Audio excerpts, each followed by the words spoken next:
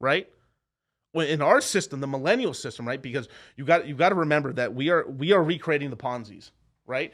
And one of the reasons why the equities market and the rest of the world is kind of like fidgeting and breaking right now is because the ultimate Ponzi, the generational Ponzi, has pretty much starting to go bust in other countries. We basically maintained the generational Ponzi here in the States from Boomer to Millennial. We're the Millennial generation being slightly larger than the Boomer population, and this this this generally, but worldwide, and the rest of the developed nations and stuff like that, we're having an economic bust of generational proportions because the replacement generation of millennials and Zoomers are smaller than the Boomers in most other countries outside of the United States, and this is causing huge problems, as well as because of the invention of cryptocurrency.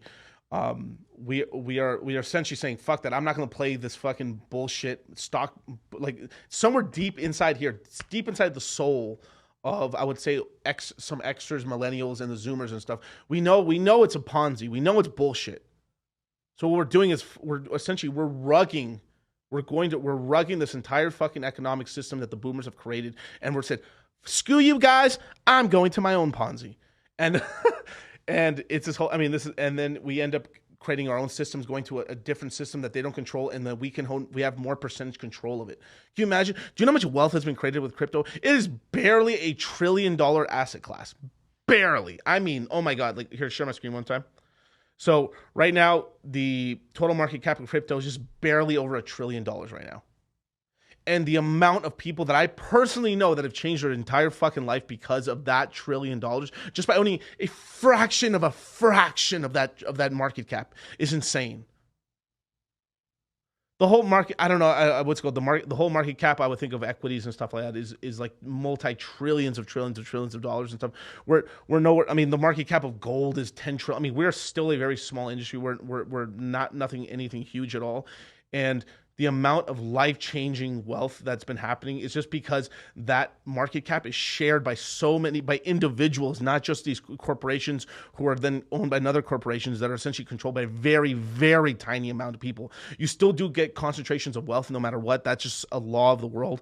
But the disbursement of this wealth is so much greater and better and more, I would say, diverse. Fuck age or race or anything. It is much more fairly distributed across the generation that I personally think this is why I'm so passionate about this space and stuff like that, because there still is so much growth in this space. And because of the way the ownership structure is for these assets, as long as we buy these assets and we take them off the exchanges and put it into our custody, our wallets, our coins, we all get richer. It's just like we're all buying the neighborhood up, and we're taking care of the neighborhood, and we're making sure that the asset price of everyone gets richer. It's a positive feedback loop. Economic systems are not a zero sum game; it's a positive sum game.